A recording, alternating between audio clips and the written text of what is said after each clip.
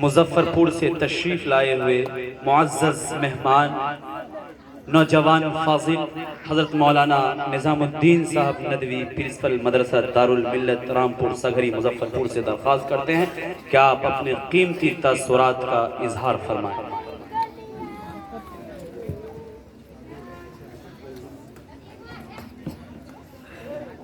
بسم اللہ الرحمن الرحیم حامدا ومصليا أما بعد قال الله تعالى إن المسلمين والمسلمات والمؤمنين والمؤمنات والقانتين والقانتات إلى آخر الآية۔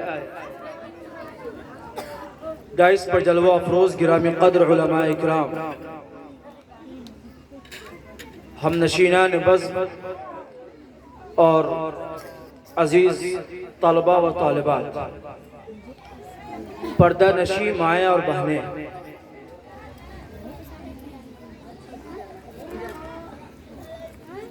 آج کی اس باوقار تقریب میں نامعلوم کن الفاظ کے ذریعے اپنے احساسات و کیفیات کا اظہار آپ سے کروں۔ خوشی کی انتہا کو جن الفاظ سے بیان کیا جا سکتا ہے، شاید آج وہی خوشی میسر ہے۔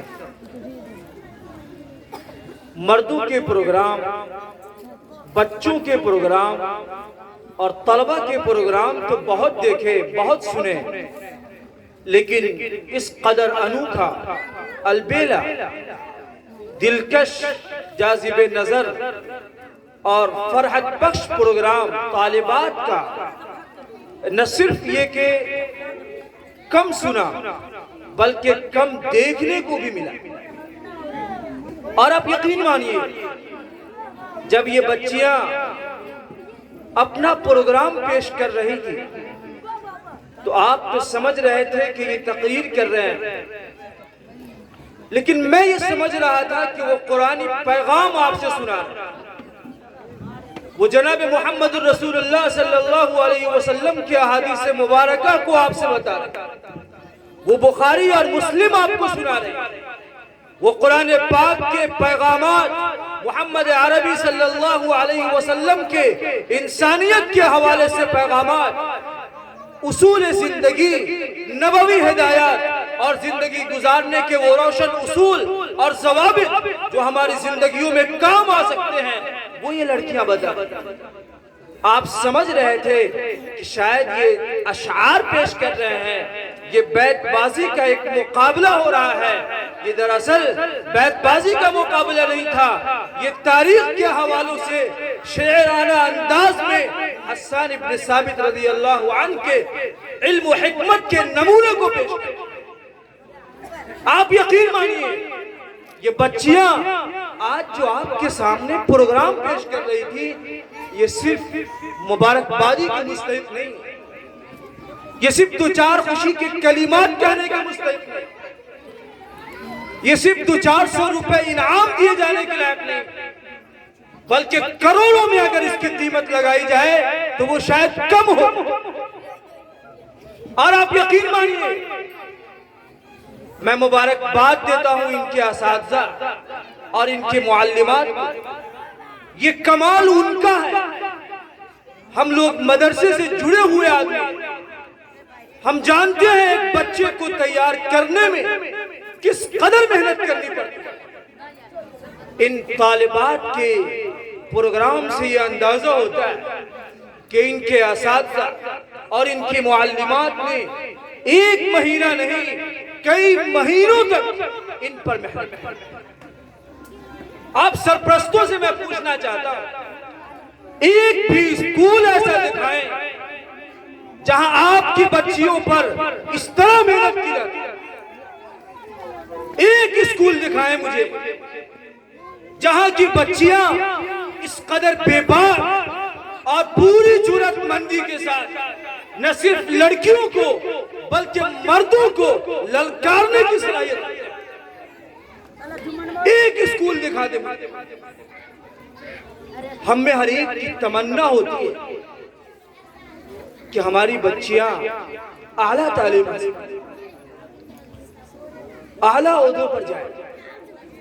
میں یقین رکھتا ہوں اور میں اس ضرورت کا احساس رکھتا ہوں کہ جس طرح امت مسلمہ کو اچھے ڈاکٹر، اچھے انجینئر، اچھے استاد، اچھے مربی کی ضرورت مردوں کے لائن سے ہے، اس سے کہیں زیادہ ضرورت عورتوں کے لائن سے۔ جب ہماری یہ بچیاں دینی تعلیم سے بہرور ہو کر، دینی تعلیم سے آراستہ ہو کر ڈاکٹر بنیں گی، انجینئر بنیں گی، گھر اور خاندان کی مربیہ بنیں گی، اسکول اور کالجز کی معلمہ بنیں گی، تو آپ یقین مانیے ایسا ایک نہیں دسیوں انقلاب بنیں گے۔ اگر آپ یہ چاہتے ہیں کہ آپ کی بچیوں کے اندر بھی حضرت عائشہ جیسی صفت ہو جائے تو آپ کو اپنی بچیوں کو معہد ام المومنین میمونہ للبنات بھیجنا ہو۔ اگر آپ چاہتے ہیں کہ آپ کی بچیاں حضرت حفصہ بن جائیں تو آپ معہد کی طرف رخ کریں۔ اگر آپ چاہتے ہیں کہ آپ کی بچیاں رابعہ بصریہ بن جائیں تو آپ معہد کا رخ کریں۔ آپ انہیں اپنی بچیوں کو دیں، یہ آپ کی بچیوں کو رابعہ بنائیں گے، یہ عائشہ بنائیں گے، یہ خدیجہ بنائیں گے، یہ فاطمہ بنائیں گے، اور یہ وہ بنائیں گے جو کوئی اسکول اور کالجز نہیں بنائیں گے۔ میں بہت مبارکباد دیتا ہوں ان کے اساتذہ کو اور ان کی محنتوں کو سلام کرتا ہوں۔ اللہ مبارک کرے، آپ کی ان خدمات کو قبول کرے۔ وقت کی قلت ہے، کہنے کی بہت ساری باتیں، لیکن میں ایک بات صرف کہوں گا۔ قرآن پاک میں جہاں پر مردوں کا تذکرہ ہے، عورتوں کو خالی نہیں رکھا۔ عموماً لوگ سمجھتے ہیں کہ قرآن مردوں کی کتاب ہے، اور میں کہتا ہوں قرآن عورتوں کی کتاب۔ ایک سورت ایسی نہیں ہے جو سورت الرجال کے نام سے مردوں کی طرف اشارہ ہے، لیکن ایسی کئی سورتیں ہیں جن سورتوں کے نام میں ہی عورتوں کی طرف اشارہ ہے۔ سورت النساء تو بہت مشہور سورت ہے جو تقریباً 1.5 پارے پر مشتمل ہے، اور نساء عربی کا لفظ ہے جس کے معنی عورتوں کیا ہے۔ علماء بیٹھے ہیں، آپ ان سے پوچھئے کہ قرآن پاک میں مردوں کے ساتھ ساتھ عورتوں کے اوصاف کا تذکرہ کیا گیا ہے۔ قرآن پاک کی جس آیت کی میں نے تلاوت کی تھی، اللہ نے اس آیت میں مسلم مرد، مسلم عورتیں، مؤمن مرد، مؤمن عورتیں، سچے مرد، سچی عورتیں، پرہیزگار مرد، پرہیزگار عورتیں، عبادت گزار مرد، عبادت گزار عورتیں، روزہ رکھنے والے مرد، روزہ رکھنے والی عورتیں، اپنے شرمگاہوں کی حفاظت کرنے والے مرد، شرمگاہوں کی حفاظت کرنے والی عورتیں، اور خوب اللہ کو یاد کرنے والے مرد اور خوب اللہ کو یاد کرنے والی عورتوں کا تذکرہ۔ مشہور ہے کہ عورتیں جھوٹ بولتی ہیں، مرد سچ بولتے ہیں، لیکن قرآن نے جہاں مرد کو سچا کہا والصادقین والصادقات، اشارہ اس بات کی طرف ہے کہ جو اوصاف مردوں کے اندر اچھے ہوتے ہیں اس سے کئی گنا زیادہ اوصاف عورتوں کے اندر بھی اچھے ہوتے ہیں۔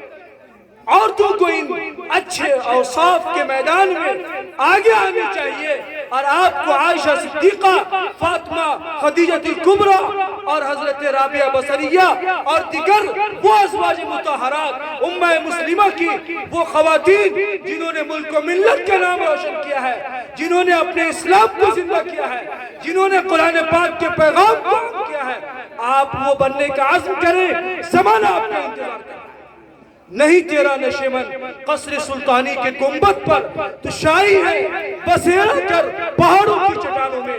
وآخر دعوانا الحمدللہ رب العالمین۔